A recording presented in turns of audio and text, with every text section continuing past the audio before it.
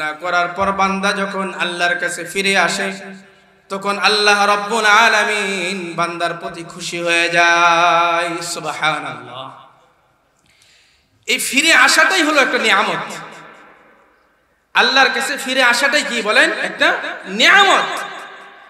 সন্তান যখন মার কাছ থেকে রাগ করে দূরে চলে যায়, দেখবেন মাও রাগ করছে, বাবাও রাগ করছে, কিন্তু সন্তান যখন চলে যায় মাও পেরেশানির মাঝে থাকে, বাবাও পেরেশানির মাঝে থাকে, বলেন থাকে কিনা? আর বলতে থাকে, আরে আমার সন্তান না জানি কোথায় গেছে, আমার সন্তানের না জানি কি হয়, আমার সন্তান না জানি কোথায় ঘুমাইলো, কিভাবে ঘুমাইলো, আমার সন্তান খানা খাইলো কিনা, মা বাবার পেরেশানি, টেনশন। ঠিক এমন ভাবে বান্দা যখন আল্লাহর কাছ থেকে দূরে চলে যায়,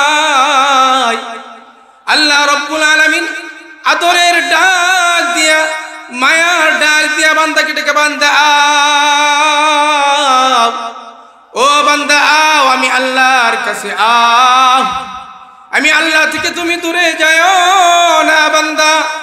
আমি আল্লাহ না তোমাকে মোহাব্বত করে বানাইলাম, আমি আল্লাহ না তোমাকে মায়া করে বানাইলাম, আমি আল্লাহ না তোমার মায়ের গর্ভে যেখানে কেউ ছিল না, খবর নেওয়ার কেউ ছিল না, ডাক্তার ছিল না, কবিরাজ ছিল না, তোমার মায়ের গর্ভে আমি তিলে তিলে করে যত্ন করে মোহাব্বত করে ওখানে আমি তোমাকে লালন পালন করছি। বান্দা তুমি আমাকে ভুলে যেও না, বান্দা তুমি আমার রহমত থেকে নৈরাশ হও না। বান্দা তুমি কি পরিমাণ গুনাহ করছো। আল্লাহ পাক রব্বুল আলামিন কোরআনে হাকিমের মাঝে বলেন, ওয়ামা খালাকতুল জিন্না ওয়াল ইনসা ইল্লা লিয়াবুদুন, ওয়ামা খালাকতুল জিন্না ওয়াল ইনসা ইল্লা লিয়াবুদুন। আমি মানুষ জাতিকে সৃষ্টি করেছি একমাত্র আমি আল্লাহ, আমি আল্লাহ রব্বুল আলামিনের ইবাদত বন্দেগী গোলামি করার উদ্দেশ্যে। সুবহানাল্লাহ। তাহলে আমরা মানুষ, আমরা কার গোলামি করব বলেন? আল্লাহর। আল্লাহ আমাদেরকে সৃষ্টি করছেন এই জন্য। আল্লাহ কোরআনের অন্যত্র বলেন, أفحسبتم أنما خلقناكم عبثا وأنكم إلينا لا ترجعون أفحسبتم أنما خلقناكم عبثا وأنكم إلينا لا ترجعون। আল্লাহ রাব্বুল আলামিন বলেন, আমি কি তোমাদেরকে এমনিই সৃষ্টি করেছি, তোমরা কি এমন মনে করো নাকি? আল্লাহ বলেন, না না, আমি আল্লাহ তোমাদেরকে এমনি সৃষ্টি করি নাই। আমি আল্লাহ তোমাদেরকে সৃষ্টি করার পিছনে মহৎ একটা কারণ আছে, সেটা হলো আমি আল্লাহ তোমাদেরকে সৃষ্টি করছি, তোমরা আমি আল্লাহকে দুনিয়াতে মেনে আমার ইবাদত বন্দেগী করে তোমরা আখিরাতে সফলতা অর্জন করবা। এই জন্যই আমি আল্লাহ তোমাদেরকে দুনিয়াতে সৃষ্টি করেছি। সুবহানাল্লাহ। মুহতারাম হাজিরিন, আমরা কিছু মানুষ এমন আছি, আল্লাহকে স্মরণ করি, ডাকি, নামাজ পড়ি, রোজা রাখি, হজ যাকাত সবকিছুই করি। আল্লাহ কোরআনে বলেন যে এমনটা মনে করিও না যে তোমরা আমি আল্লাহর কাছে আর ফিরে আসবা না। না না, আমরা আবার কার কাছে ফিরে যাব বলেন? আল্লাহর কাছে। যেমন অনেকের মা বাবা আল্লাহর কাছে ফিরে গেছে, অনেকের দাদা দাদি, অনেকের নানা নানি, অনেকের পাড়া প্রতিবেশী আল্লাহর কাছে ফিরে গেছে। কি বলেন, যায় নাই? আল্লাহ বলেন, সুম্মা ইলাইনা তুরজাউন। এ দুনিয়ার মানুষ, তোমরা দুনিয়াতে যত রঙিন স্বপ্ন দেখো, যত লম্বা আশা করো, জীবনকে সাজানোর যত চেষ্টা করো, তোমরা কিন্তু দুনিয়াতে চিরদিন থাকতে পারবা না।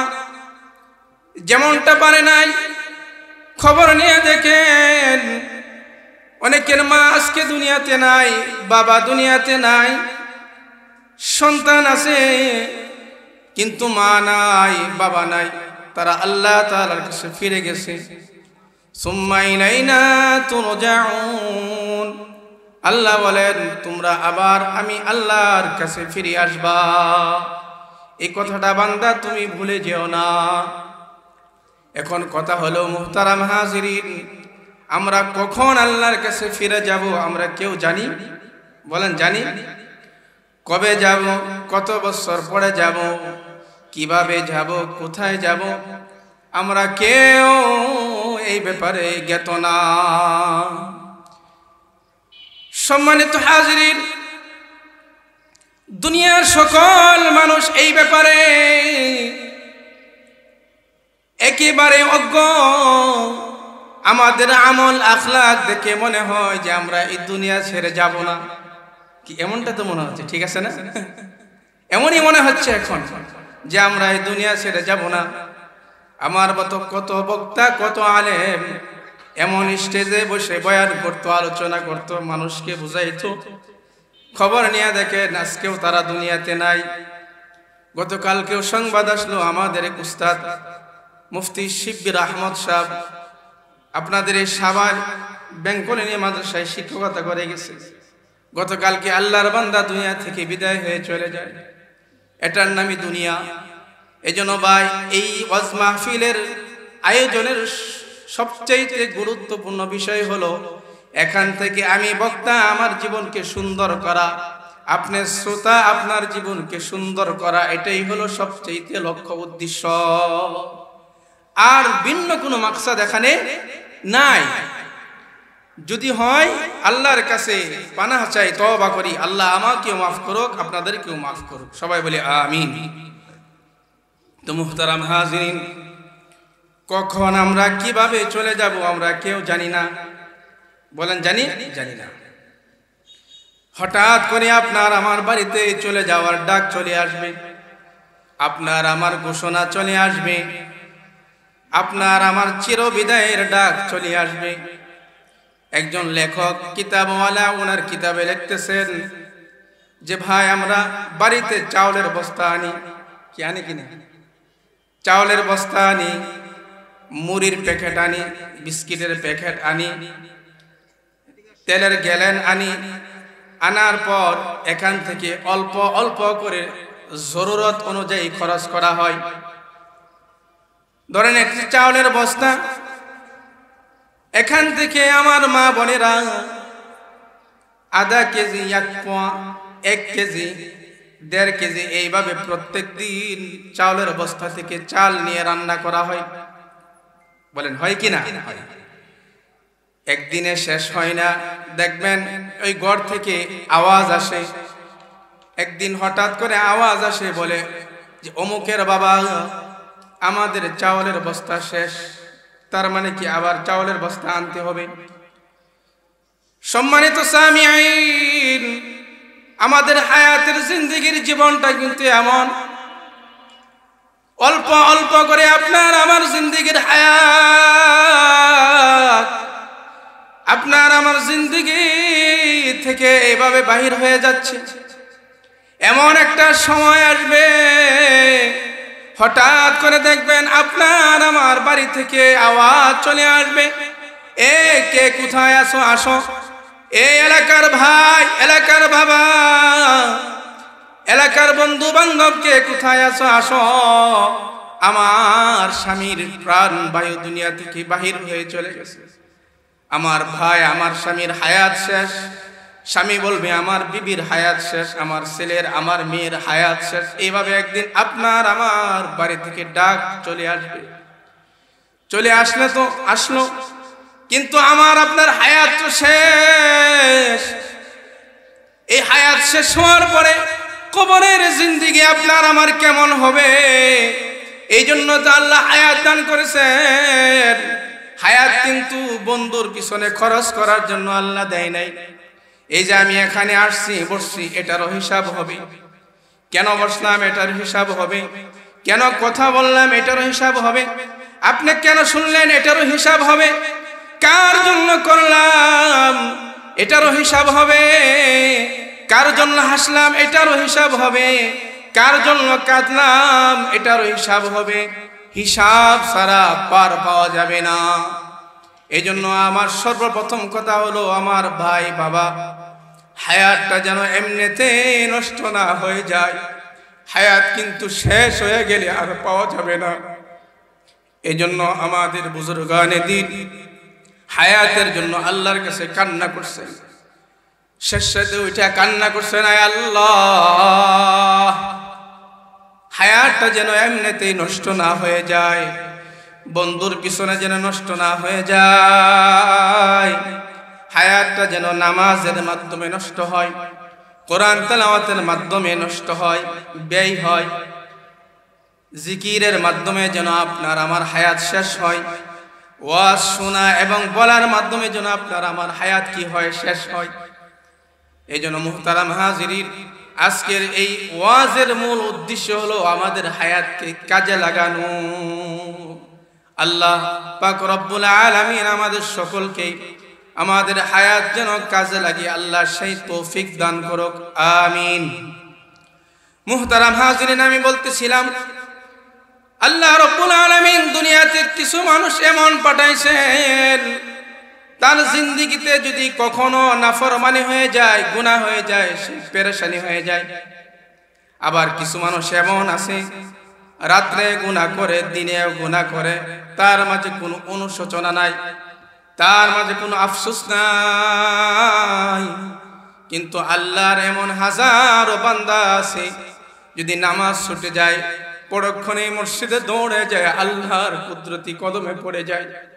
যদি গুনাহ হয়ে যায় আল্লাহর কাছে দৌড়ে চলে যায়, বলে আল্লাহ ও মালিক, আমার মাধ্যমে তোমার নাফরমানি হয়ে গেছে, আল্লাহ তুমি আমাকে মাফ করে দাও। হাজারো এমন বান্দা আছে, আল্লাহ তাআলা তখন খুশি হয়ে যায়। এজন্য প্রিয় হাজিরিন, দুইটা দল, একটা হলো আল্লাহমুখী আর একটা হলো আল্লাহ বিমুখী।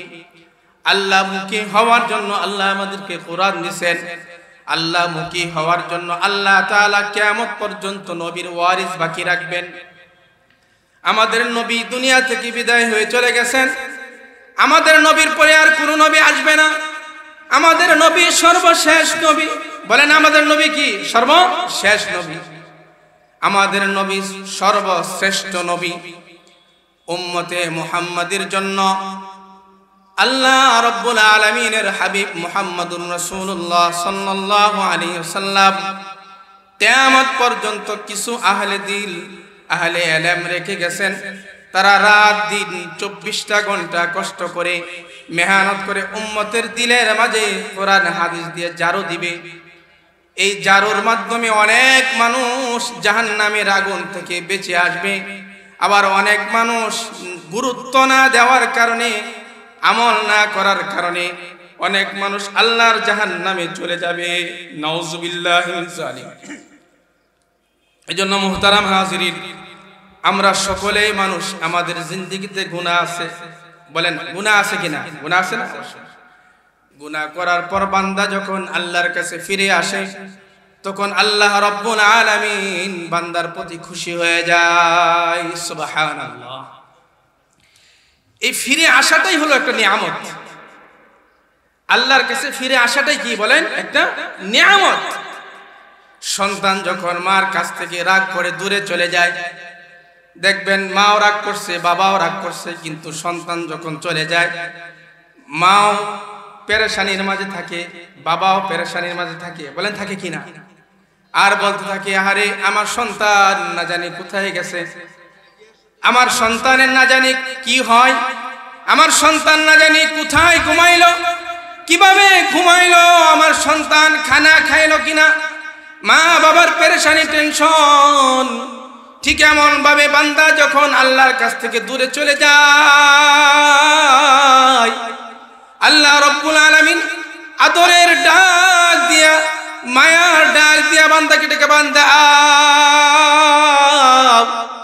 ও বান্দা আও, আমি আল্লাহর কাছে আও, আমি আল্লাহ থেকে তুমি দূরে যাও না বান্দা।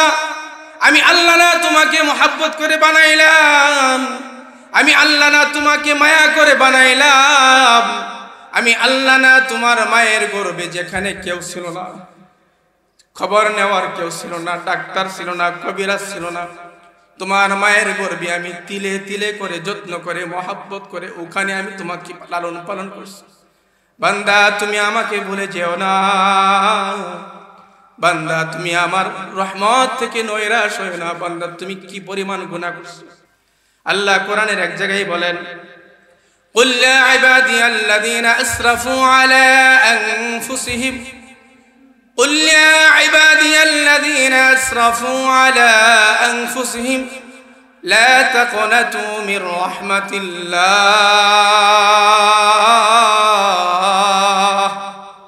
لا تقنطوا من رحمة الله إن الله يغفر الذنوب جميعا إنه هو الغفور الرحيم।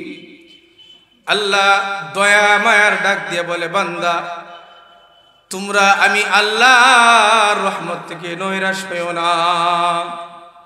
লা তাকনাতু মির রাহমাতিল্লাহ ইন্নাল্লাহা ইয়াগফিরুয যুনুবা জামিআ। আমি আল্লাহ ইন্নাল্লাহা ইয়াগফিরুয যুনুবা জামিআ ইন্নাহু হুয়াল গফুরুর রহিম। আমি আল্লাহ সমস্ত গুনাহ মাফ করনেওয়ালা। ইন্নাহু হুয়াল গফুরুর রহিম। আমি আল্লাহর একটা নাম আছে, আনা গফুরুর রহিম। আল্লাহ বলেন আমি গফুরুর রহিম। বান্দা তুমি কি পরিমাণ গুনাহ করছো, আমার কাছে ফিরে আসো। তুমি আমার কাছে আসতে দেরি বান্দা, আমি তোমার গুনাহ মাফ করতে দেরি করি না। সুবহানাল্লাহ। কিন্তু ভাই আমরা ওই রবকে ভুলে গেছি। আমরা যে একদিন এই দুনিয়া থেকে বিদায় হয়ে চলে যাব, এটা আমাদের স্মরণে নাই। আমার সাদা কাপড় যে দোকানের মাঝে চলে আসছে, এটাও আমার স্মরণ নাই। আমার জন্য যে কবরের মাটি অপেক্ষা আছে, এটাও আমার স্মরণ নাই। আমার জন্য যে আমার জীবনের শেষ গোসলের জন্য বাজারে সাবান চলে আসছে, আমি এটাও ভুলে গেছি। আমার জন্য আমার আত্মীয় স্বজন অপেক্ষা করতেছে, মারা যাইলে সাথে সাথে বিদায়ের ব্যবস্থা। কেউ আপনাকে আমাকে একদিনের জন্য মোহাব্বত করে রেখে দিবে না। এটাই দুনিয়া, আমাদের চির বিদায় হতে হবে। এ দুনিয়া ছেড়ে আমাদের চলে যেতে হবে। এজন্য মুহতারাম হাজরিন, আমাদের জীবনের যত পাপ রাশি আছে, আমরা আল্লাহর কাছে ক্ষমা চাই, আল্লাহর কাছে ফিরে আসি। গুনাহ হয়ে থাকে, আমরা আল্লাহ থেকে নৈরাশ হব না, আল্লাহর কাছে মাফ চাবো। আল্লাহ পাক রব্বুল আলামিন ক্ষমা করনেওয়ালা। মাফ চাওয়ার সাথে সাথে আল্লাহ বলে, বান্দা যা, আমি তো এই জন্যই তোকে সৃষ্টি করছি। তুই গুনাহ করবে, আমার কাছে ফিরে আসবে। তুই অপরাধ করবে, আমার কাছে ফিরে আসবে, আমাকে ডাকবে। শেষ সাথে উঠছে বান্দা, দুই হাত তুলে তুই আমার কাছে দোয়া করবে, চোখের পানি ফেলাইবে। আমি আল্লাহ তোর প্রতি খুশি হয়ে আমি তোকে মাফ করে দেব। সুবহানাল্লাহ। আল্লাহ এই জন্যই আমাদেরকে বানিয়েছে, দুনিয়া সাজানোর জন্য না। দুনিয়া অনেক মানুষ সাজাইছে, দুনিয়া অনেক মানুষ সাজাইছে, কিন্তু দুনিয়াতে কেউ থাকতে পারে নাই। আমিও দুনিয়াতে থাকতে পারবো না। দুনিয়ার এই রঙিন জিনিস আপনাকে আমাকে কবর ভুলায়া রাখছে, হাসর ভুলায়া রাখছে, নবীর মুহাব্বত ভুলায়া রাখছে, আল্লাহর মুহাব্বত ভুলায়া রাখছে, কোরআনের মুহাব্বত ভুলায়া রাখছে। দিন শেষে দেখবেন এটাই আপনার আমার আসল আল্লাহর মুহাব্বত, নবীর মুহাব্বত, কোরআনের মুহাব্বত, জিকিরের মুহাব্বত, সিজদার মুহাব্বত, রুকুর মুহাব্বত। দিন শেষে এটাই আপনার আমার জিন্দেগীর আসল ফসল। এছাড়া অন্য কিছু আপনার আমার সাথী হবে না। এজন্য মুহতারাম বলতেছিলাম, আমিও মানুষ, আপনারাও মানুষ। আমাদের জিন্দেগীতে সকলের গুনাহ আছে। যারা গুনাহ থেকে তওবা করে, আল্লাহ তাদেরকে ভালোবাসে, মুহাব্বত করেন। নবীজি এক হাদিসে বলেন, গুনাহ থেকে তওবা করার পর যে গুনাহ থেকে ফিরে আসলো, তওবা করলো, সে আল্লাহ তাআলার কাছে অনেক দামি হয়ে যায়। সুবহানাল্লাহ। আর এই তওবাটা তার জান্নাতে নেওয়ার জন্য, তার জন্য ওসিলা হয়ে যায়। সুবহানাল্লাহ। মানুষ যদি ভুল না করে, কার কাছে ফিরে আসবে বলেন? বলেন কার কাছে ফিরে আসবে?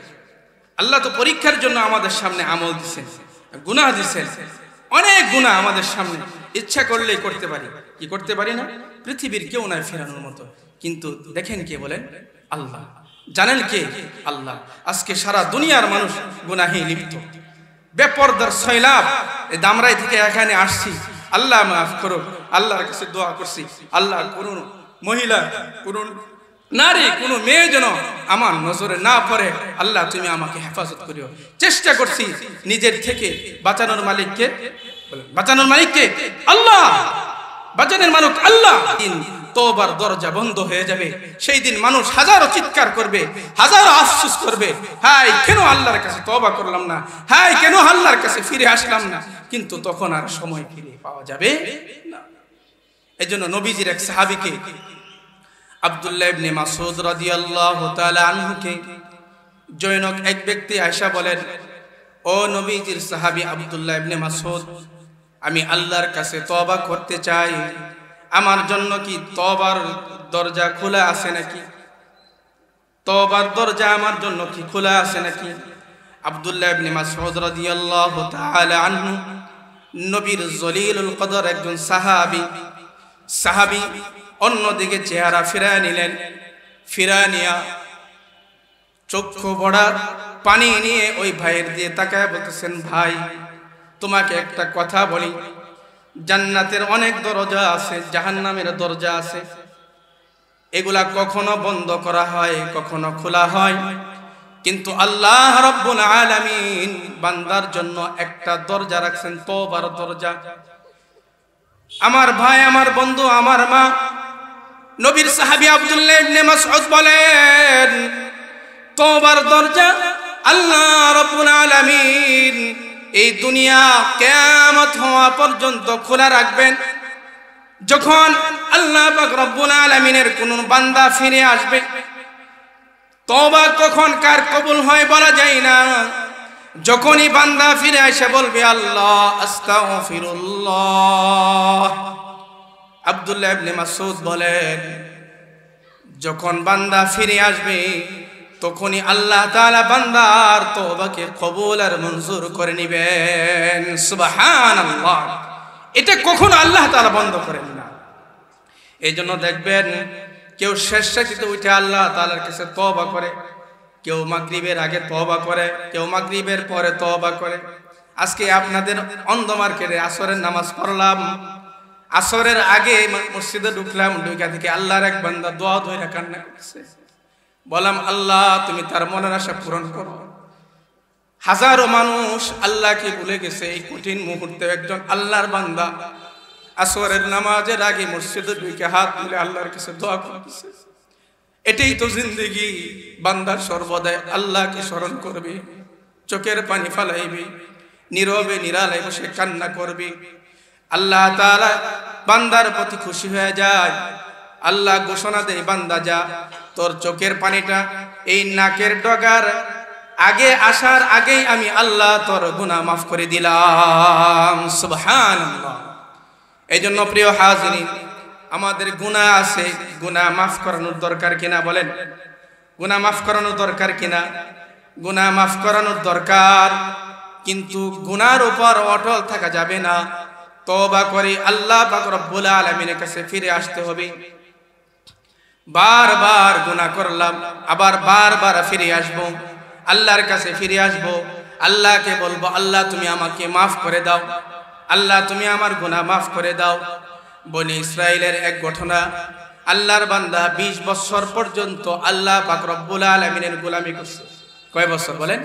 20 বছর। 20 বছর পর্যন্ত আল্লাহ পাক রব্বুল আলামিনের গোলামি, আল্লাহর নাফরমানি করে নাই, দিন নাই রাত নাই, সে যেভাবে পারে আল্লাহ পাক রব্বুল আলামিনের গোলামি করছে। আবার হঠাৎ করে 20 বছর পর সে আল্লাহকে ভুলে গেছে। 20 বছর পর্যন্ত আবার সে নাফরমানিতে লিপ্ত হয়ে গেছে। 20 বছর পরে আল্লাহর বান্দা একদিন আয়নার মাঝে হঠাৎ করে তার চেহারাটা দেখলো। দেখার পর দেখে তার কয়েকটা দাড়ি সাদা হয়ে গেছে। আল্লাহর বান্দা পেরেশান, দাড়ি সাদা হয়ে গেছে, চুল পাইকে গেছে।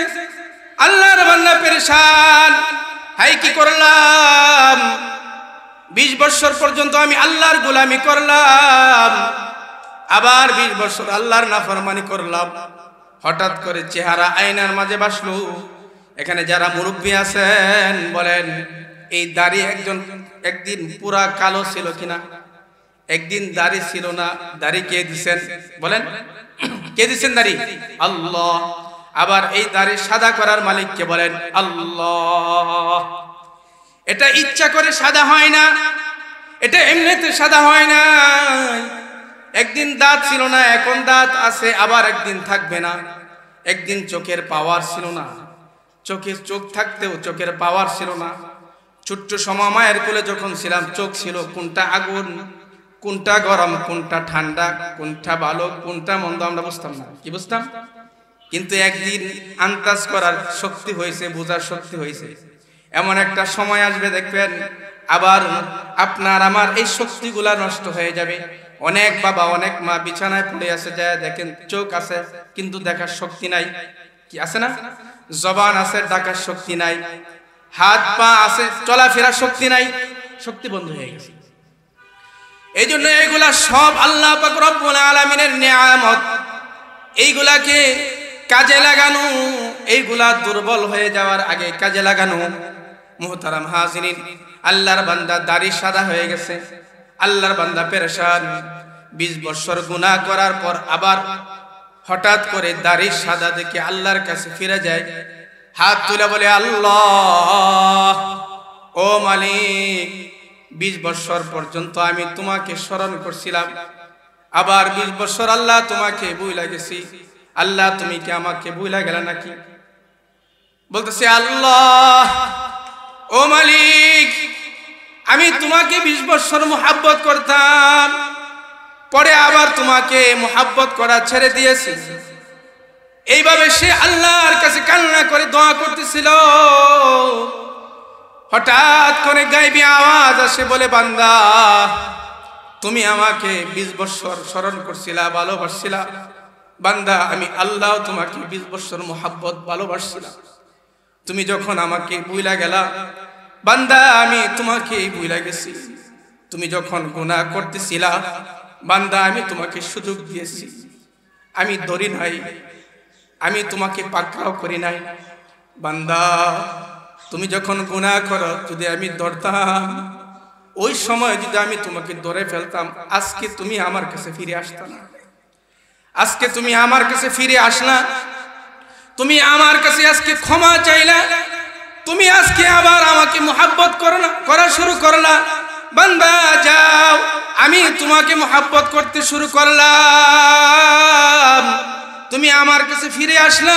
বান্দা, আমি আজকে আবার তোমাকে আমার রহমতের কুলে উঠাইয়া আমি তোমাকে মাফের ঘোষণা দেয়া দিলাম। সুবহানাল্লাহ। এই জন্য মুহতারাম হাজিরিন, সময়ে সময়ে আল্লাহ পাক রব্বুল আলামিনের কাছে ফিরে আসা। বান্দা যখন বলে আস্তাগফিরুল্লাহ, আল্লাহ পাক রব্বুল আলামিন খুশি হয়ে যান। সুবহানাল্লাহ।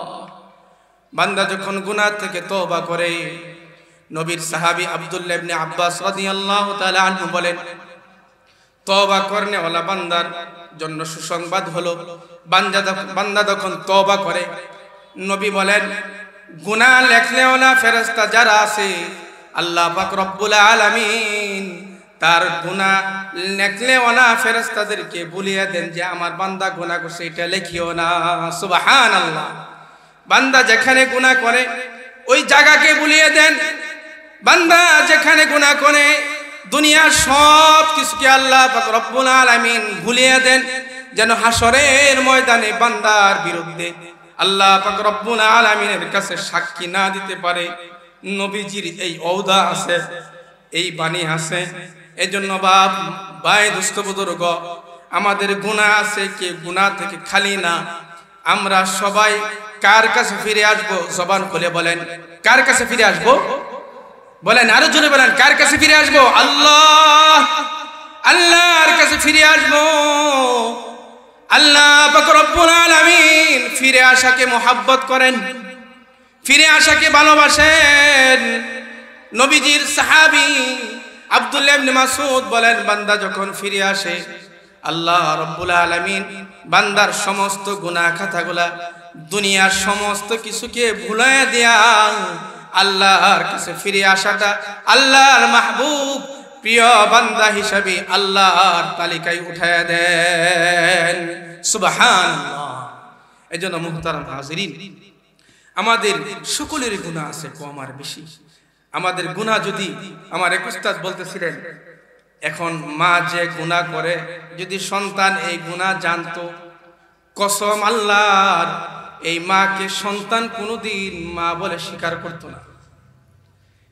এখন আমাদের ভাই বাবারা যে গুনাহ করে, যদি এই গুনাহ যদি আল্লাহ রাব্বুল আলামিন সাত্তারুল উয়ুবের চাদর মাধ্যমে যদি ডেকে না রাখতেন, কসম আল্লাহর ওই বাবাকে সন্তান বাবা বলে পরিচয় দিত না। এত জঘন্যতম গুনাহ আমরা করে থাকি, কি হয় না? এই যে এখন তো গুনার একটা বস্তু নামছে, বড় মোবাইল। পৃথিবীর এখন সবচাইতে বড় একটা ফিতনা হলো এই বড় মোবাইল। এটার কারণে আমাদের ঈমান, আমাদের আমল, আমাদের হায়াত, আমাদের সময় কোন দিক দিয়ে যাচ্ছে আমাদের খবর নাই। এজন্য মুহতারাম হাজিরিন, সর্বদিকে আমাদের খেয়াল থাকতে হবে, সর্ব অবস্থায় আল্লাহর স্মরণ আমাদের দিলে রাখতে হবে।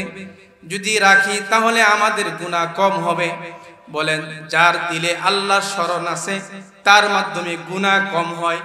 যে আল্লাহ থেকে দূরে, যার দিলে আল্লাহর স্মরণ নাই, সে গাফেল, তার মাধ্যমে আল্লাহর নাফরমানি বেশি হয়ে যায়, আল্লাহর নাফরমানি বেশি হয়ে যায়। এজন্য মুহতারাম হাজিরিন, আমরা পড়ি বেতেরের নামাজ, আমরা পড়ি ওয়ানারজু রাহমাতাকা ওয়া নাখশা আযাবাকা। বলেন পড়ি কিনা? ওয়ানারজু রাহমাতাকা, বলা হয় আল্লাহ আমরা আপনার রহমতের আশা রাখি, আপনার দয়ার, আপনার মায়ার আশা রাখি। ওয়া নাখশা আযাবাকা, আল্লাহ আপনার আযাবের ভয় রাখি। এটার নামই হলো ঈমান। শুধু রহমতের আশা রাখা, আল্লাহ মাফ করবে, আল্লাহ মাফ করবে, এই বলে ছেড়ে দিলাম, ফিরে আসলাম না, তওবা করলাম না, নামাজ পড়লাম না, রোজা রাখলাম না, মা বোনেরা পর্দা করলাম না, যদি এটা বলে ছেড়ে দেই তাহলে কিন্তু আল্লাহর আদালতে পার পাওয়া যাবে না, আল্লাহর আদালতে পার পাওয়া যাবে না। রহমতের আশাও রাখতে হবে, আযাবের ভয়ও রাখতে হবে। মুহতারাম হাজিরিন, এর মাধ্যমে আমাদের ঈমানকে প্রতিষ্ঠিত করতে হবে। আজকের এই ওয়াজ মাহফিল এটাও একটা শিক্ষা, যে আমরা এখান থেকে একটা শিক্ষা নিয়ে যাব। আমাদের যখনই গুনাহ হয়ে যায় আমরা সাথে সাথে ফিরে আসবো কার কাছে? বলেন, বলেন কার কাছে ফিরে আসবো? আল্লাহর কাছে। গুনাহ যত বড়ই হোক, মাফ করার মালিক কে? বলেন মালিক কে? আল্লাহ। তবে হ্যাঁ, আমরা শিরিক করব না, লা তুশরিক বিল্লাহ, আল্লাহর সাথে শিরিক করব না। শিরিকের যাররা পরিমাণ গুনাহ যদি নিয়ে কেউ কবরে যায়, হ্যাঁ, আল্লাহ পাক রব্বুল আলামিন এটা ক্ষমা করবেন না। অন্যের হক নষ্ট করব না। আমরা আজকে মানুষের হক নষ্ট করাকে এটা আমল মনে করি, নাউযুবিল্লাহি মিন যালিক। কত ভাবে কিভাবে যে আমরা অন্যের হক নষ্ট করতেছি, এটা খামখেয়ালি। ইজ্জতের হক নষ্ট করতেছি, সম্পদের হক নষ্ট করতেছি, হ্যাঁ, মানুষের গীবত শেকায়াত, মানুষকে ছোট করার জন্য চেষ্টা করতেছি। কত ভাবে যে আমরা আরেক ভাইয়ের হক নষ্ট করার চেষ্টা করতেছি, হ্যাঁ, আমাদের এটা কি নাই? কোনো খেয়ালই নাই। এই যে মাহাদুল উলুমিল ইসলামিয়া মাদ্রাসা, এই মাদ্রাসা কেন এখান যেন এই ছাত্ররা আসছে, এখানে এলেম শিখতেছে, যেন তার জীবনকে সে সুন্দর করতে পারে, যেন অন্যের হক নষ্ট না হয়। আমি আলেম, আমি ইমাম, আমি মুহতামিম, আমার মাধ্যমে যেন আমার একটা ছাত্রের হক নষ্ট না হয়, আমার মাধ্যমে যেন আমার একটা ছাত্রের গার্জেনের হক নষ্ট না হয়, আমার মাধ্যমে যেন আমার এলাকাবাসীর হক নষ্ট না হয়, আমার মাধ্যমে যেন আমার মুসল্লির হক নষ্ট না হয়। এটাই তো জীবন। নবীজির আদর্শ কি? নবীজি সাল্লাল্লাহু আলাইহি সাল্লামের আদর্শ ছিল এমন যে নবীজি সাল্লাল্লাহু আলাইহি সাল্লামের মাধ্যমে কারো হক নষ্ট হবে তো দূরের কথা, এটা কেউ কল্পনাও করতে পারে নাই যে নবীজির মাধ্যমে কারো হক নষ্ট হবে। নবীজি এই আদর্শ আমাদের সামনে রেখে গেছে। এটাই তো আসল উদ্দেশ্য। আজকে আমাদের বাংলাদেশে ওয়াজ মাহফিল অনেক হচ্ছে, মাদ্রাসা অনেক হচ্ছে, কিন্তু আমরা আসল জিনিস থেকে দূরে। বাবা সত্য কথা কিনা? আমরা আসল জিনিস থেকে দূরে। এই যে ওয়াজ মাহফিল হচ্ছে, যায় দেখেন, এই যে এখানে দেখেন কোরআন হাদিসের মাহফিল হচ্ছে, জীবন গড়ার জন্য আমার আপনার জীবনের মূল্যবান সময় চলে যাচ্ছে, কিন্তু আমরা আজকে এখানে মুষ্টিময় কয়েকজন মানুষ, হ্যাঁ, এই রাস্তাঘাটে আমরা ঘুরপাক খাচ্ছি, আমার হায়াত যে নষ্ট হয়ে যাচ্ছে, আমার জীবন তো চলে যাচ্ছে, আমি কোথায় যাব, কার কাছে যাব, আমার সাথে কেউ যাবে না, কি জবাব আল্লাহর কাছে দিব, আমার জীবনের অনেক গুনাহ রয়ে গেছে, আমার জীবনের অনেক পাপ রয়ে গেছে, আমি কিভাবে যাব অন্ধকার কবরে, একা কিভাবে থাকবো? এই যে আমার মা বোনেরা বেপরদা চলাফেরা করতেছে, নবীজি বলেন এটা তো জাহান্নামের বড় একটা কারণ, যে মা বোনেরা বেপরদায় ঘুরবে, হাজারো মা বোন তার বেপরদার গুনাহের কারণে হাজারো পুরুষকে জাহান্নামে নিক্ষেপ করবে, হাজারো মা বোনদের জন্য তার স্বামী জাহান্নামে যাবে, তার ছেলে জাহান্নামে যাবে, তার আপন ভাই জাহান্নামে যাবে, তার আপন বাবা জাহান্নামে যাবে, শুধু খাস পর্দা না করার কারণে, আল্লাহর বিধান না মানার কারণে। আমরা এটা কিছুই মনে করি না, কিছুই মনে করি না। এই জন্য বাপ, আমার আপনার জীবন অতি অল্প সময়, অতি অল্প সময়, কখন চলে যাওয়ার ডাক আসে বলা যায় না। সর্বদাই আল্লাহ তাআলার ফিকিরে থাকবো, ইস্তিগফারের মাধ্যমে থাকবো। নবীজির সাহাবারা জীবনটা বড় কষ্ট করছে যেন ঈমান নিয়ে দুনিয়া থেকে বিদায় হয়ে যাইতে পারে, সাহাবা ইকরামের জিন্দেগি যেন ঈমান নিয়ে কবরে যাইতে পারে। নবীজির অনেক সাহাবী জীবনে সব বিসর্জন দিয়েছে, ছেলে মেয়ে মা বোন আত্মীয় স্বজন সবাইকে ছেড়ে নবীজির সাথে চলে গেছে। কেন? একমাত্র আল্লাহর সন্তুষ্টির জন্য, একমাত্র আল্লাহর সন্তুষ্টির জন্য, একমাত্র নবীজি সাল্লাল্লাহু আলাইহি সাল্লামের সন্তুষ্টির জন্য, যে আমার আল্লাহ যেন আমার উপর রাজি থাকে, আমার নবী যেন আমার উপর রাজি থাকে, যেন হাসরের ময়দানে নবীর বরকতি হাতে এক গ্লাস হাউজে কাউসারের পানি পান করতে পারি। এটাই ছিল তাদের জিন্দেগি। আজকে আমাদের জিন্দেগির কোনো কিছুর অভাব নাই, কিন্তু আমাদের অভাব হলো সেজদার অভাব, আমাদের রুকুর অভাব। আজকে মসজিদগুলো কত সুন্দর যায় দেখেন, মসজিদে এসি আছে, ফ্যান আছে, মসজিদে কত সুন্দর টাইলস করা আছে, কিন্তু সবরের সাথে একজন মুসল্লি নামাজ আদায় করবে, সবরের সাথে বসে 2 রাকাত নামাজ আদায় করবে, সবরের সাথে একজন মুসল্লি মসজিদে বসে কোরআনে কারীমের তেলাওয়াত করবে, হ্যাঁ, ইহতিমামের সাথে একজন মুসল্লি মসজিদে বসে আল্লাহর কাছে 2 ফোঁটা চোখের পানি ফালাইবে। আজকে এমন মানুষ খুঁজে পাওয়া খুব কঠিন হয়ে যাচ্ছে। কেন? আমাদেরকে এই জিনিস তো নবীজি শিক্ষা দেয় নাই।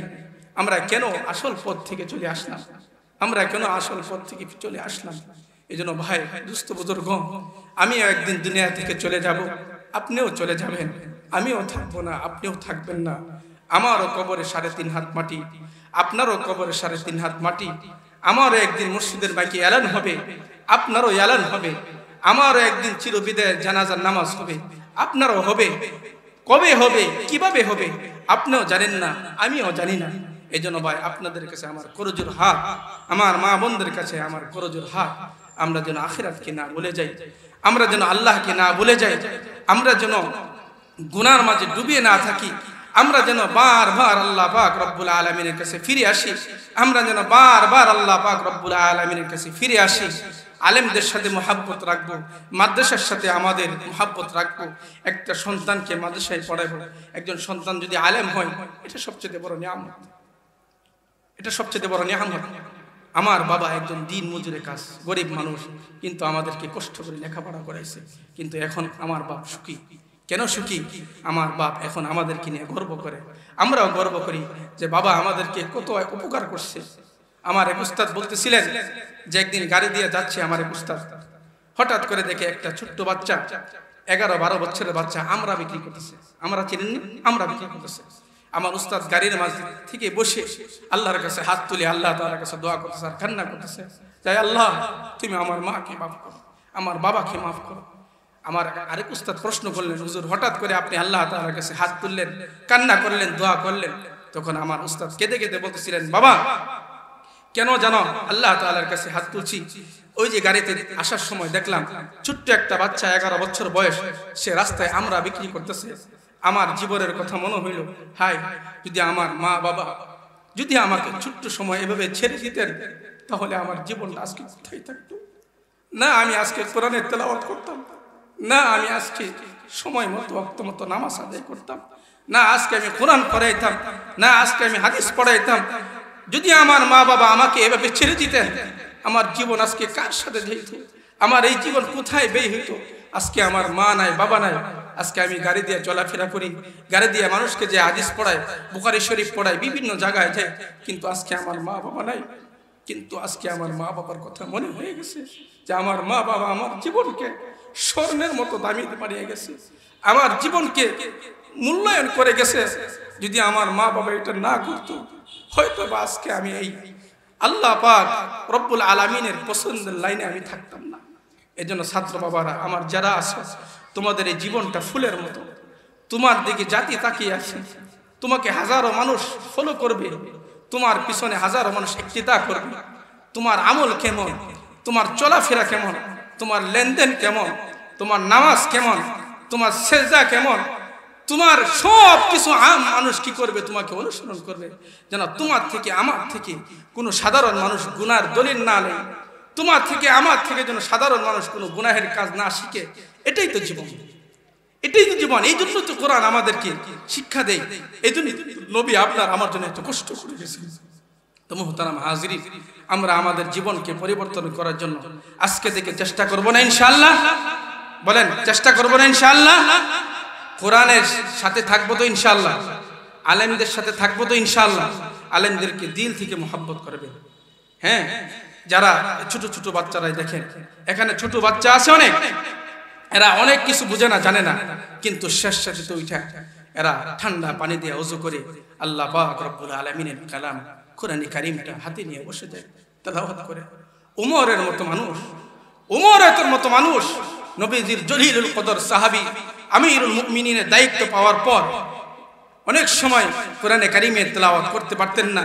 দিন শেষে হযরত ওমর রাদিয়াল্লাহু তাআলা আনহু বাড়িতে এসে সর্বপ্রথম ওযু করে, সর্বপ্রথম বাচ্চার কাছে যাই নাই, বিবির কাছে যাই নাই, ওযু করে কোরআন শরীফটা হাতে নিয়ে বুকে নিয়ে চুমু খাইতেন আর বলতেন, আল্লাহ, ব্যস্ততার কারণে সারাদিন কোরআনে কারীমের তেলাওয়াতটা করতে পারি না।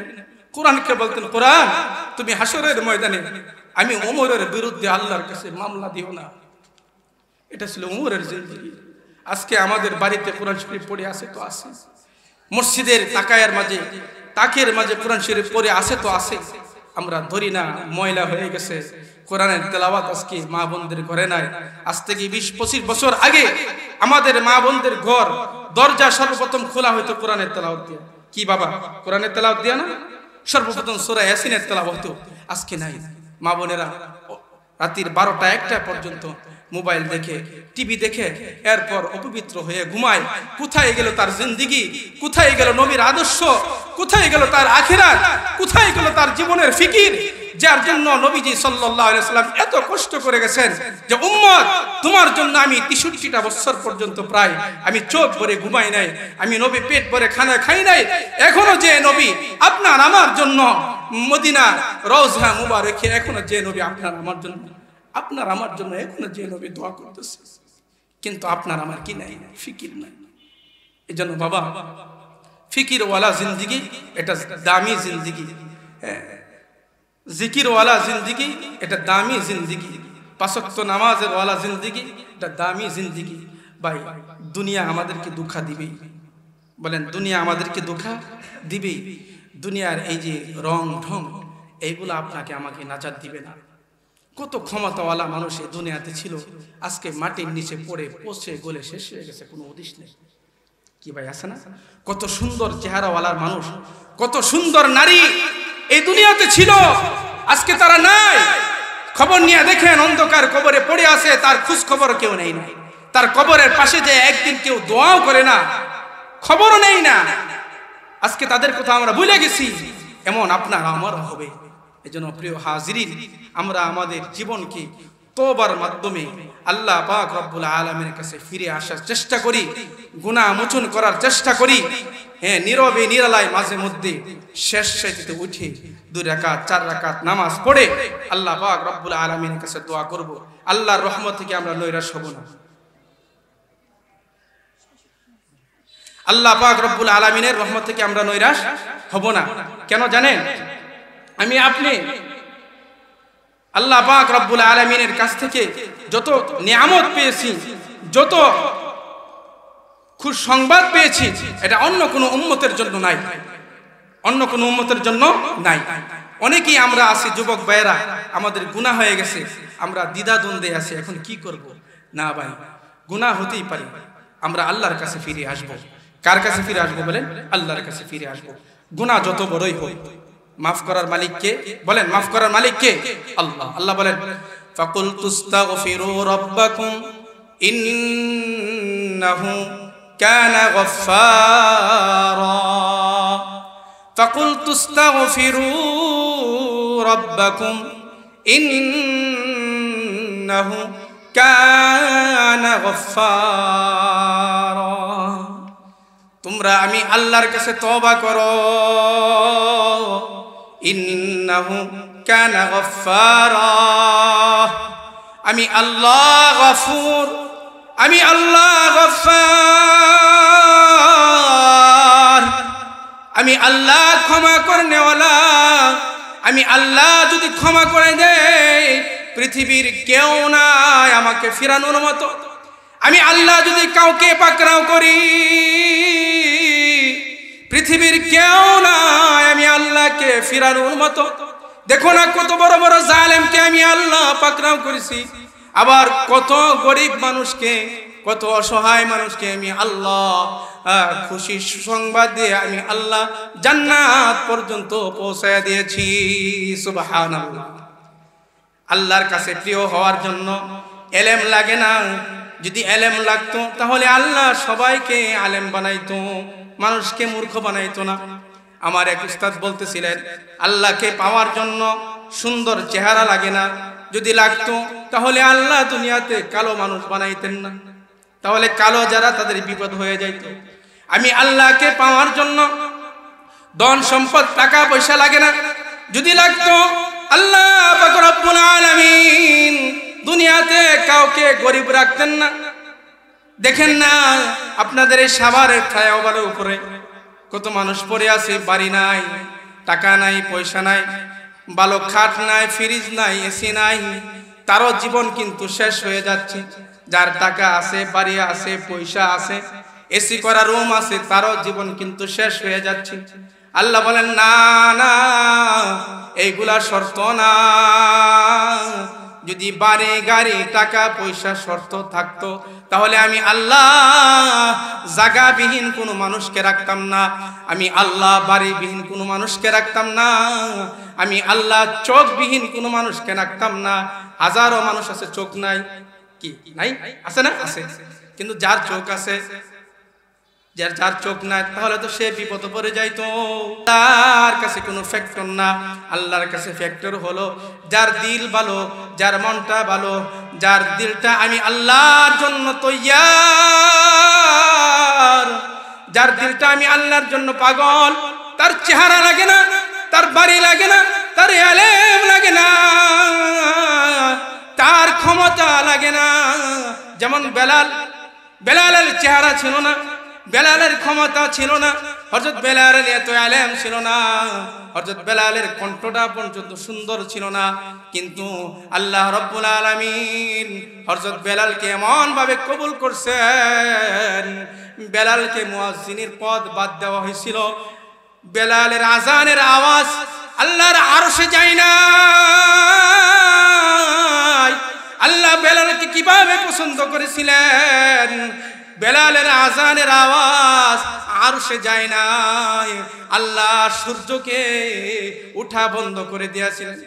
সাহাবায়ে কেরাম অবাক, নবী অবাক, নবীর কাছে এসে বলতেছে, ইয়া রাসূলুল্লাহ আজান হয়েছে কিন্তু বেলাল তো এখনো ওঠে না। নবী সাল্লাল্লাহু আলাইহি সাল্লাম পেরেশান। ওহী আসলেন, জিবরাইল বললেন, নবী আপনার বেলালের বাড়ি নাই, গাড়ি নাই, টাকা নাই, পয়সা নাই, ইলম নাই নবী গো, কিন্তু আপনার বেলালের এমন একটা দিল, এমন একটা মন আল্লাহর জন্য তৈয়ার করছে। নবী আল্লাহর জন্য তার দিলটা, তার মনটা এমন ভাবে পাগল, সে আজকে আজান দেয় না। যতক্ষণ পর্যন্ত বেলালকে দিয়ে আজান না দেওয়াইবেন ততক্ষণ পর্যন্ত আপনার মালিকের নির্দেশ হলো সূর্য এই জমিনে আলো দিবে না। সুবহানাল্লাহ। এই জন্য ভাই আমরা মনে করি আল্লাহকে পাওয়ার জন্য বাড়ি জরুরি, গাড়ি জরুরি। না না, যদি থাকতো তাহলে আল্লাহ বাড়ি গাড়ি টাকাবিহীন মানুষ বানাইতেন না। যদি এলেম যদি জরুরি থাকতো তাহলে এলেমবিহীন আল্লাহ মানুষ বানাইতেন না। যদি জবান থাকা জরুরি থাকতো তাহলে আল্লাহ কাউকে বোবা বানাইতেন না। যদি চোখ দিয়ে দেখা জরুরি থাকতো তাহলে আল্লাহ পাক রব্বুল আলামিন কাউকে অন্ধ বানাইতেন না। যদি কান দিয়ে শোনা জরুরি থাকতো তাহলে আল্লাহ পাক রব্বুল আলামিন কাউকে বধির বানাইতেন না। যদি পা থাকতো জরুরি আল্লাহকে পাওয়ার জন্য, আল্লাহ পাক রব্বুল আলামিন কাউকে পঙ্গু বানাইতেন না। হাজারো মানুষ আছে তার দুইটা পা নাই, দুইটা হাত নাই, কি আছে না? বলেন আছে না? অবশ্যই আছে। তাহলে এই মানুষটা আল্লাহকে কিভাবে পাইবে? আল্লাহকে পাওয়ার জন্য এইগুলা কোনো কিছু জরুরি না বাবা। আল্লাহকে পাওয়ার জন্য জরুরি হলো ভালো একটা দিল, ভালো একটা মন। এই জন্য দেখবেন একটা মানুষ গরিব, একটা মানুষ হাত নাই পা নাই, একটা মানুষের চোখ নাই, বাড়ি নাই গাড়ি নাই, দেখবেন শেষ সাইতে উঠা ঠান্ডা পানি দিয়ে ওযু কইরা বাড়িওয়ালারা গাড়িওয়ালারা এসিওয়ালারা শুয়া ঘুমায়। ওই ব্যক্তিটা হামাগুড়ি দিয়ে ফজরের নামাজে সেজদায় এসে পড়ে বলে, আল্লাহ আমার বাড়ি নাই বাড়ি নাই, তাতে কোনো আমার আফসোস নাই। আল্লাহ আমার এসি করার রুম নাই। আল্লাহ দুনিয়াতে আমার কোনো কিছু দরকার নাই মালিক। আল্লাহ তুমি যে আমাকে তোমার নামাজের জন্য কবুল করলা, তোমার সেজদার জন্য কবুল করলা। হাজারো এমন মানুষ আছে বাড়ি নাই গাড়ি নাই, কিন্তু সময় মতো আল্লাহকে সেজদা দেয়, আল্লাহকে ডাকে আর চোখের পানি ফেলায়। ওই মানুষটি হাসরের ময়দানে ওই সমস্ত ধনীদের 500 বছরের আগে জান্নাতে প্রবেশ করবে। সুবহানাল্লাহ, সুবহানাল্লাহ। এই জন্য একদিন নবী মুসা আলাইহিস সালাতু ওয়াস সালাম আল্লাহকে বলতেছিলেন, আল্লাহ আপনার এমন একটা সহজ ঠিকানা বলে দিন। কে বলতেছেন বলেন? জলিলুল কদর নবী মুসা আলাইহিস সালাতু ওয়াস সালাম আল্লাহকে বলেন, আল্লাহ আপনাকে পাওয়ার জন্য সহজ একটা ঠিকানা বলে দিন, যেখানে যাইলে আমি আপনাকে পাবো। নবী বলতেছেন। আল্লাহ পাক রব্বুল আলামিন বলেন, ও আমার নবী মুসা, আমাকে পাওয়ার জন্য আপনি সহজ ঠিকানা চাইলেন। মুহতারাম হাজিরিন, যার যে জিনিসের প্রয়োজন ওই দোকানে ওই জায়গায় না যাইলে কিন্তু সহজে ওই জিনিস পাওয়া যায় না। বলেন পাওয়া যায়? আপনার তেলের দরকার, আপনি যদি লবণের দোকানে যান তেল পাবেন না। মাছের দরকার, আপনি যদি আপনার কি বলি যদি আপনি কসমেটিক দোকানে যান তাহলে মাছ পাবেন না। যেখানে যাওয়ার ওখানে যাইতে হবে। নবী মুসা এত বড় নবী, এত বড় রাসূল, আল্লাহকে সহজে পাওয়ার জন্য ঠিকানা চাচ্ছেন কার কাছে? বলেন জোরে বলেন, কার কাছে? আল্লাহ। কার কাছে? আল্লাহর কাছে ঠিকানা চাচ্ছেন।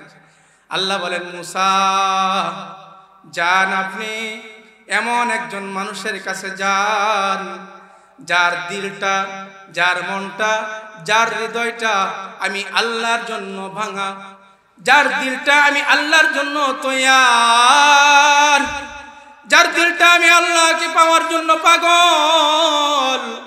ও মুসা আপনি সেখানে যান। এই জন্য সাহাবায়ে কেরাম বাড়িতে খুঁজে না পাইলে, কেউ যদি আসতো কোনো সাহাবীর খুঁজে, যদি বাড়িতে না পাওয়া যাইতো, ওই ভাই মনে মনে ভাবতেন আমার ওই ভাই নবীর দরবার ছাড়া আর কোথাও নাই। কারণ নবীর কাছে যাইলে সহজে কাকে পাওয়া যাইতো? বলেন জোরে বলেন, কাকে? জোরে বলেন কাকে? আল্লাহকে। মসজিদে যাইলে আল্লাহর নামের ঘোষণা পাওয়া যায়, আলেমদের মজলিসে বসলে আল্লাহর নামের ঘোষণা পাওয়া যায়। বলেন পাওয়া যায় কিনা? কোরআন হাদিসের মাহফিলে আসলে, টুপিওয়ালাদেরকে দেখলে, ছোট ছোট এই তালেবে ইলম বাচ্চাদেরকে দেখলে আল্লাহর কথা স্মরণ হয় কিনা? বলেন হয় কিনা? যেমন বেলালের কথা স্মরণ হইলেই, বেলালকে দেখলে মদিনার মানুষ কান্না শুরু করত। কারণ হযরত বেলালের সাথে নবীর একটা গভীর সম্পর্ক ছিল, গভীর সম্পর্ক ছিল। নবীজি যখন দুনিয়া থেকে বিদায় হয়ে চলে গেলেন, হযরত বেলাল রাদিয়াল্লাহু তাআলা আনহু নবীজি চলে যাওয়ার দুঃখে কষ্টে হযরত বেলাল মদিনা থেকে চলে যায়, যে আমি আর মদিনায় থাকবো না, কেন আমার নবী নাই? আমার নবীর কাছে থাকলে সহজে আল্লাহর পরিচয় পাওয়া যাইতো। আমি বেলাল আজকে থেকে মদিনার মসজিদে আজান দিব না। হযরত বেলাল কষ্টে নিয়ে দুঃখ নিয়ে মদিনা থেকে দূরে চলে যায়। 6 মাস পর্যন্ত হযরত বেলাল মদিনাতে আসে নাই, কারণ নবী নাই। আরে কত দিলের সম্পর্ক নবীর সাথে ছিল, দিলটা আল্লাহর জন্য কেমন পাগল ছিল। 6 মাস পরে হযরত বেলালকে নবী স্বপ্ন দেখায়, ও বেলাল, আমার কত সাহাবী আমার রোজায় এসে সালাম দেন। বেলাল, তুই কেন আমার রোজায় আসস না? আহারে হযরত বেলাল পাগল হয়ে গেলেন। আহারে নবী আমাকে স্বপ্নে দেখাইল। হযরত বেলাল ওই দূর থেকে নবীর ভালোবাসায় আবার মদিনায় চলে আসছে। হযরত বেলালকে দেখে মদিনার মানুষ কান্না ভেঙে পড়ছে, কারণ মোহাব্বত। এই জন্য নবী মুসা বলেন, আল্লাহ, আমি কার কাছে যাইলে সহজে আপনাকে পাবো? আল্লাহ বলেন, মুসা, ও নবী মুসা, যার দিলটা আমি আল্লাহর জন্য পাগল, যার দিলটা আমি আল্লাহর জন্য ভেঙে খান খান হয়ে আছে, সকালে কোরআন তেলাওয়াত করে, রাত্রে কোরআন তেলাওয়াত করে, আজান হইলে দেরি করে না মসজিদে চলে যায়, আজান হইলে সাথে সাথে কাজ কাম ছেড়ে মসজিদে চলে যায়, ব্যবসা ছেড়ে মসজিদে চলে যায়, দুনিয়ার সব কিছু ছেড়ে মসজিদে চলে যায়। এমন একজন মানুষের কাছে যাইলে আমি আল্লাহকে সহজে আপনি পেয়ে যাবেন। সুবহানাল্লাহ। মুহতারাম হাজিরিন, আমরা এমন মানুষের কাছে যাব, এমন মানুষদের কাছে বসবো যেখানে বসলে সহজে আল্লাহকে পাওয়া যায়, যেখানে বসলে আমার জিন্দেগি পরিবর্তন হয়, যেখানে বসলে আমার রুকু সুন্দর হয়, সেজদা সুন্দর হয়, আমার জিন্দেগিতে সুন্নত আসে, কোরআনের প্রতি মোহাব্বত আসে, আমরা সেখানে বসার চেষ্টা করব ইনশাআল্লাহ। আজকের ওই জিনিসকে কেন্দ্র করে আজকের এই মাদ্রাসার উদ্দেশ্যে হাফেজ ছাত্রদেরকে উদ্দেশ্য করে আজকের এই মাহফিল। আজকে ছোট ছোট বাচ্চাদেরকে পাগড়ি দেওয়া হবে। কিসের পাগড়ি? এরা কষ্ট করে মেহনত করে আল্লাহ পাক রব্বুল আলামিনের কালাম 30টা পড়া। আল্লাহু আকবার, আল্লাহু আকবার।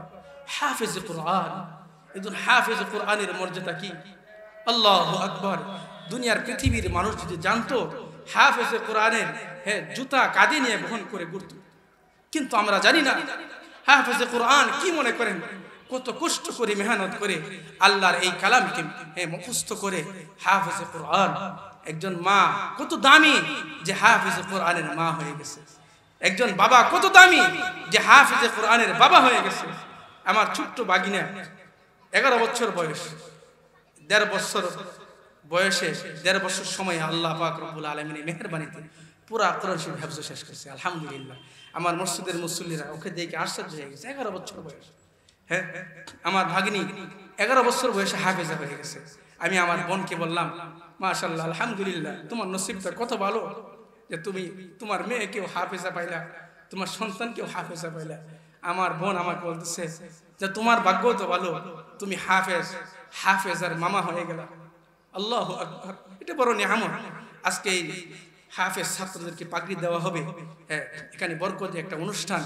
এলাকাবাসী যারা আছেন, আপনাদের কাছে আমার আকুল আবেদন, আপনারা এখানে আসেন, এসে আপনাদের জীবনকে কোরআনের রং দিয়ে রঙিন বানান, রাসূলের সুন্নাত দিয়ে সাজান। আপনার একটা সন্তানকে এই মাদ্রাসায় দেন, যেন আপনার এই সন্তানটা জীবনের শেষ মুহূর্তে আপনাকে নিয়ে সামনে দাঁড়াইতে পারে। কত ইঞ্জিনিয়ার সন্তান আছে, কত ডাক্তার সন্তান আছে, মা মারা গেছে, বাবা মারা গেছে, দেখবেন বুকার মতো মার লাশটাকে সামনে নিয়ে দাঁড়ায় থাকে। সহি শুদ্ধভাবে মার জন্য একটু দোয়া করতে পারে না, বাবার জন্য পারে না। কিন্তু একজন আলেম, কত গর্বের সাথে বলতে পারি যে একজন আলেম মাকে সামনে নিয়ে দাঁড়ায়, বাবাকে সামনে নিয়ে দাঁড়ায়, বুকটা ভরে মার জন্য, বাবার জন্য আল্লাহ পাক রব্বুল আলামিনের কাছে দোয়া করেন। এর চাইতে বড় সম্পদ আর কি হতে পারে? দুনিয়ার সবচেয়ে বড় সম্পদ হলো নিজের সন্তানকে সুসন্তান বানান, নিজের সন্তানকে আখিরাতমুখী বানান। এমনও সন্তান আছে আজকে যে সন্তানের জন্য মা শান্তিতে ঘুমাইতে পারে না। কি ভাই, আছে না? এমনও সন্তান আছে যে সন্তানের জন্য বাবা এক মুঠো ভাত পেট ভরে খানা খাইতে পারে না, কারণ কষ্টে সন্তান আজকে দিনই নাই নাই, মা কে মারে, বাবা কে মারে, এলাকার মানুষকে শান্তিতে ঘুমাইতে দেয় না, এমন হাজারো যুবক আছে না ভাই? আছে। এই জন্য ওই জিনিস থেকে আমরা যদি নিষ্কৃতি পাইতে চাই, কোরআন ছাড়া, নবীদের সুন্নত ছাড়া, আহলে এলেমদের সোহবত ছাড়া এটা কোনোদিন আদৌ সম্ভব না।